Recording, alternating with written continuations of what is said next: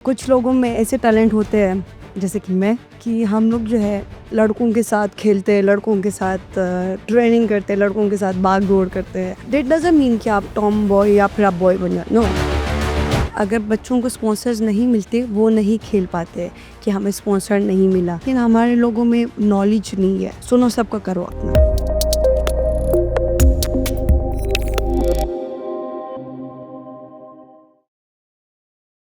अस्सलामुअलैकुम, this is me दुआ मिर्ज़ा और आज मैं बहुत एक्साइटेड हूँ और इसकी रीज़न ये है कि मैंने अक्सर ये गाना सुना था जो सब 90s के लोगों ने सुन रखा होगा और वो गाना है मेरे हाथों में नो नो चूड़ियाँ हैं।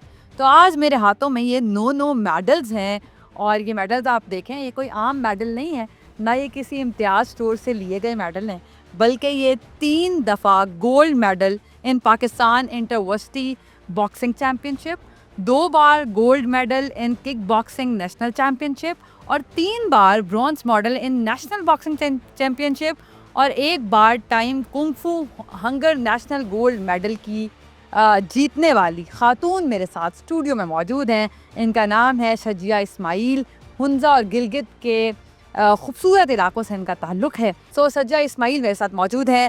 शजिया, मुझे सबसे पहले ये बताएं कि how had been the journey, कितनी मुश्किल, कितने चैलेंजेस, और आपने कब ये सोचा, आप अभी स्क्रीन पे जो लोग आपको देख रहे हैं, मैंने तो खैर आपको यूनिफॉर्म में भी देखा हुआ है, लेकिन अभी आप you look like a pretty girl और जैसे बहुत नाजुक और तमाम चीज़ें, तो किक बॉक्सिंग ये इंटायरली डिफरेंट फील्ड है। ओके दुआ, ये बहुत अच्छा सवाल किया है। ऑफ कोर्स एक लड़की, उसको अल्लाह ताला ने नाजुक बनाया है और मर्दों से थोड़े से कम हाँ, डेफिनेटली फिजिकल स्ट्रक्चर में फ़र्क है, बॉडी स्ट्रक्चर में फ़र्क है। ऐसे ही है।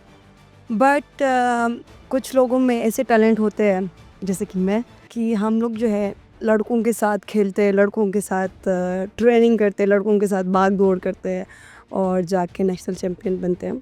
तो कैसे आपने सोचा कि आपको किक बॉक्सिंग में आना है? कब यू आइडेंटिफाइड कि you are made for this? Okay, सबसे पहले तो मेरे मामू जिसने मुझे ये रास्ता दिखाया, मेरे अंदर की जो स्ट्रेंथ है वो उसने मुझे दिखाया।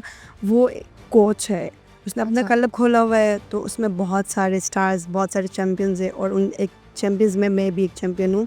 तो मैं वहाँ गई, लड़कों को मैंने देखा, मैं उनसे बहुत इंस्पायर हुई और लिटरली दुआ वहाँ पे लड़कियाँ कोई भी नहीं थी, मतलब मैं अकेली। देन मैंने लड़कों के साथ ट्रेनिंग स्टार्ट की। आहिस्ता आहिस्ता मैं हारी भी हूँ, रोई भी हूँ ट्रेनिंग में, मतलब वाह! जो दर्द हो रहा है, आउच! ये क्या हो गया? ऐसा कब है? होता है, मतलब हुँ। ऑफ कोर्स, क्योंकि एंड हमारी दिस इज़ ब्यूटीफुल। ये फेमिनिज़्म और फेमिनिटी का बहुत प्यारा सा चीज़ है। ऑफ कोर्स, तो बहुत सारी मुश्किलात भी मैंने सही ड्यूरिंग ट्रेनिंग और फाइट में भी। कभी ओपोनेंट टफ आती थी, कभी ओपोनेंट जो है वो इजी होती थी मेरे लिए।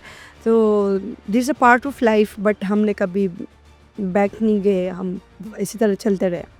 आपने कभी ये फ़ील किया है कि ड्यूरिंग ट्रेनिंग, ज़ाहिर है जब चैम्पियनशिप्स हो रही होती तब तो वहाँ पर ख़वातीन होती हैं, लेकिन जब आप ट्रेनिंग कर रहे होते हैं क्लब्स में और प्राइवेट क्लब्स में, तब मेल के साथ ट्रेनिंग कर रहे होते हैं, कोच होता है, सेफ्टी एंड सिक्योरिटी फ़िज़िकली कि आपको पंच ना लग जाए या आप ज़ख्मी ना हो जाएँ, ये एक अलग चीज़ है।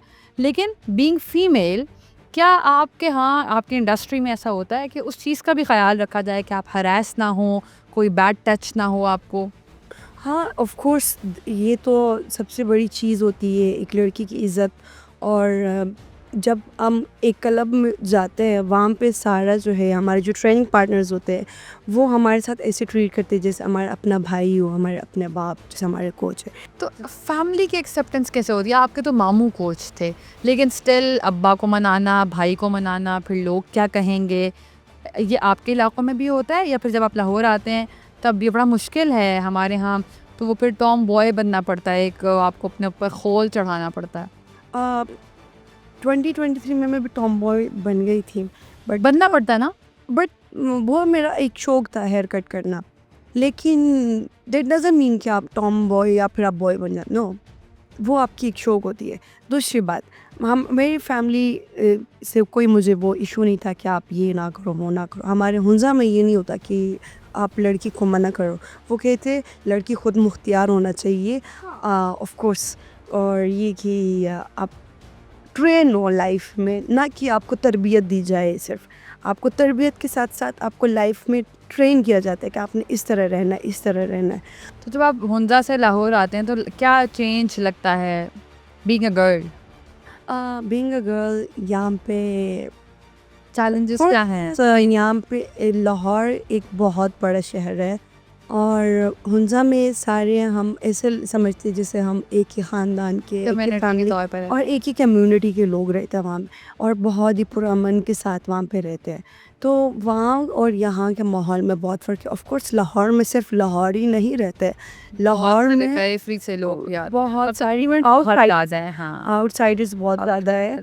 तो हमें ऑफ कोर्स अपना ख्याल खुद रखना चाहिए कि हमें क्या करना है क्या नहीं करना। और लाहौर का जो माहौल है कि हमने लड़कियों की मतलब लड़कियों ने पर्दे में रहना है ज़्यादा, तो हमें वो हाँ, चीज़ ऐसा भी है।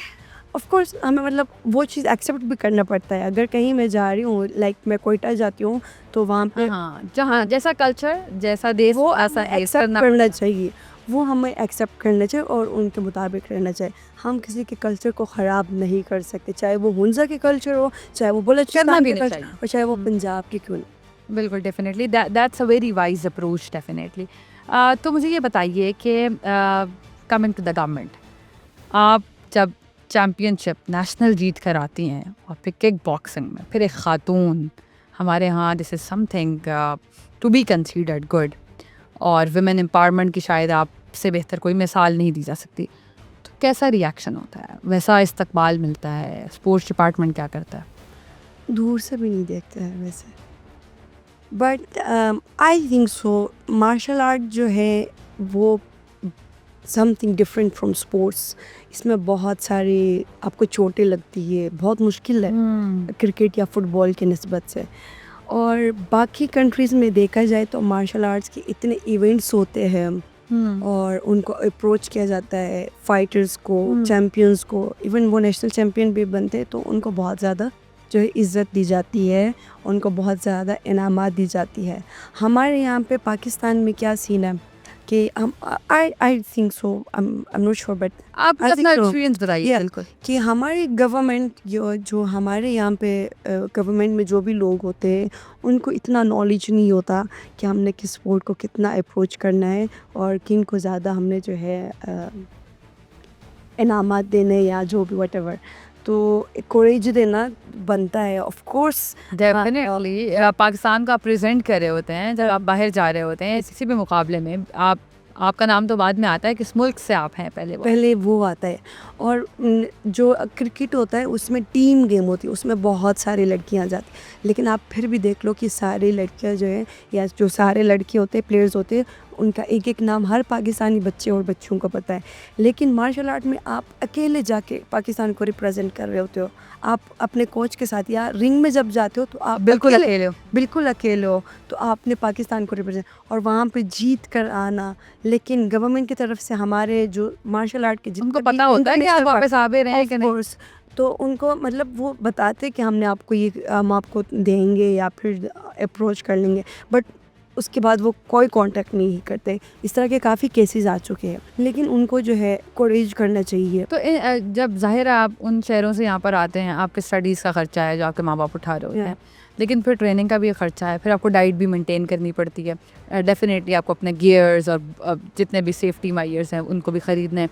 तो क्या गवर्नमेंट कभी ऐसे सपोर्ट करती है आपके न्यूट्रिशन प्लान में, आपके यूनिफॉर्म्स में, आपकी बाकी चीज़ों में? नो, हमें सब खुद करना पड़ता और है। मैंने तो बहुत बार ये भी सुना है कि बहुत सारे बच्चे जो एलिजिबल होते हैं इंटरनेशनल चैम्पियनशिप्स के लिए, सिर्फ स्पॉन्सर की वजह से वो खेलने नहीं जा पाते, बिकॉज कोई उनको ओन नहीं कर रहा होता। That's true. स्पॉन्सर्स अगर बच्चों को स्पॉन्सर्स नहीं मिलते वो नहीं खेल पाते कि हमें स्पॉन्सर नहीं मिला, क्योंकि इंडिविजुअल गेम है उसमें जो है गवर्नमेंट कोई सपोर्ट नहीं करता। हमारे जो जितने भी मार्शल आर्ट्स इंटरनेशनल प्लेयर्स हैं तो वो स्पॉन्सर्स ना होने की वजह से वो नहीं जा सकते बाहर खेलने। लेकिन जो आप कह रहे हो कि हमारे जो ट्रैक सूट वगैरह है या फिर डाइट है, तो डाइट बहुत दूर की बात है, हमें जो है वेलकम नहीं करते, डाइट तो बहुत दूर की बात है। लेकिन एक मार्शल आर्ट को डाइट का बहुत ज़्यादा ज़रूरत है। खैर ट्रेनिंग का भी ना रेगुलर ट्रेनिंग है, course. क्या गवर्नमेंट के क्लब्स जैसे मौजूद हैं जहाँ पर आप जाकर ट्रेनिंग करते हैं, या उसके लिए भी आपको अपनी मदद आपके तहत किसी क्लब से रिक्वेस्ट करनी पड़ती है, नहीं, गवर्नमेंट की नहीं होती इस तरह या की कोई- एसोसिएशंस कोई ऐसी? नहीं, नो, कुछ व्हाट नहीं। Do you do? मतलब ये होता है कोचेस खुद अपने क्लब खोलते हैं और वहीं पे ही ट्रेनिंग करवाते बच्चों को, वो फीस देते हैं वहाँ पे कोचेस को, फिर ट्रेनिंग करते। आप खुद फीस देते हैं, फिर जी। खुद ट्रेनिंग लेते हैं, Yeah. फिर सारा खर्चा खुद करते हैं, फिर स्पॉन्सर खुद ढूंढते हैं, और फिर बाहर खुद जाते हैं, और फिर पाकिस्तान का नाम लेकिन रोशन करके वापस आते हैं। जो डिपार्टमेंट के प्लेयर्स होते हैं, जैसे आर्मी है तो उनको आर्मी अप्रोच करते हैं, जो एयरफोर्स है तो उनकी एयरफोर्स, और मैं HEC की प्लेयर हूँ तो हमारी जो ट्रेनिंग की फ़ी है वो HEC हमारे कोच मतलब पे वो करते हैं, हमारी यूनिवर्सिटी पे करते हैं, हम नहीं करते। लेकिन जो इंडिविजुअल आप बात कर रहे हो, प्राइवेट जो क्लब्स होते हैं या प्राइवेट जो बच्चे जा रहे हैं, HEC के क्लब्स में अगर आप ट्रेनिंग करते हैं तो आप पर्सनल ट्रेनिंग भी तो कहीं और भी करते होंगे ना? ऑफ कोर्स पर्सनल ट्रेनिंग तो रिक्वायर्ड होती है। हाँ। क्योंकि आप 2 या 3 घंटे की ट्रेनिंग आपके लिए इनफ नहीं होती कि आप जाके फिर नेशनल में आप आर्मी या फिर उनको कम्पीट कर सको। लेकिन शादी एक मसला हो नहीं जाएगा आपके लिए? मैंने तो सुना है, मैं जब मोटरसाइकिल चलाती थी तो a lot of people were coming to my mother and saying कि इसकी शादी कैसे होगी, ये तो मोटरसाइकिल चलाती। तो जब आप किक बॉक्सिंग करती हैं और तमाम ये चीज़ें, तो फिर रिश्ता आया अभी कोई कि यू आर क्वाइट यंग? दूर से भी नहीं आया, कोई दूर से भी नहीं देखता। एनीहाउ हम लोग मैं रिश्तों में ज़्यादा इतना वो नहीं करती। उसने अगर होना है तो हो जाएगा, जब अल्लाह ने लिखा है, नहीं लिखा तो कोई बात नहीं है। बट मैं उस पे जो है ये कि मैं इंतज़ार नहीं करूँगी।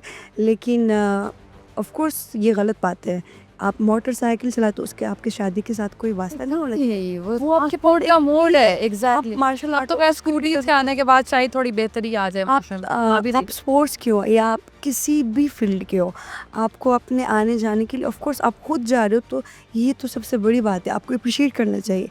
लेकिन हमारे लोगों में नॉलेज नहीं है, अवेयरनेस नहीं है। अवेयरनेस नहीं है, बिल्कुल भी अवेयरनेस नहीं है, और वो खुद तो नहीं जा सकते और लोगों को भी आगे जाने नहीं देते इन्हीं वजह से। बट मैं उनको इग्नोर करती हूँ क्योंकि मैं सुनती नहीं हूँ। सुनो, सबको करो अपना। That's perfect. It was wonderful talking to you.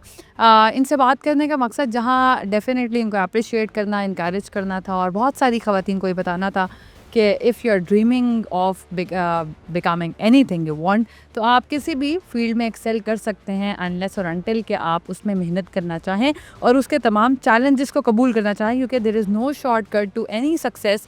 आपको उस प्रोसेस में ग्राइंड होना पड़ता है, उस प्रोसेस से गुजरना पड़ता है। साथ ही साथ गवर्नमेंट से मेरी बड़ी हम्बल अपील है to the sports minister of Punjab also, जो कि ख़ुद बड़े यंगस्टर हैं, उन्होंने भी पैडल एसोसिएशन भी बनाई है, और फैसल अयूब खोकर साहब, बहुत सारी ख़वातीन, बहुत सारे बच्चे, बहुत सारा यूथ, हमारे यहाँ पोटेंशियल तो है और वो आपकी तरफ देख रहे हैं, और आपकी तरफ इसलिए देख रहे हैं क्योंकि आप यूथ की नुमाइंदगी भी कर रहे हैं और स्पोर्ट्स की नुमाइंदगी भी कर रहे हैं। तो आई थिंक अगर इनकी सरपरस्ती की जाए, इनको बेहतर मौक़े फ़राहम किए जाएँ, इंटरनेशनल चैम्पियनशिप्स में इनको इनकरेज किया जाए, इनको मोटिवेट किया जाए, तो Pakistan can bring a lot more. जब वो एक इंडिविजुअल लेवल पे इतनी स्ट्रगल कर रहे हैं तो डेफिनेटली वो मेंटल ब्रेक डाउन, वो इमोशनल बैगेज, अगर हुकूमत इसको संभाल ले तो डेफिनेटली इनका सारा तवज्जो गेम पर होगा और फिर पाकिस्तान को बेहतर एजाज़ात मिल भी सकेंगे। एंड इसके अलावा आई थिंक ये एक बहुत अच्छा हेल्दी कंपटीशन भी जनरेट हो सकेगा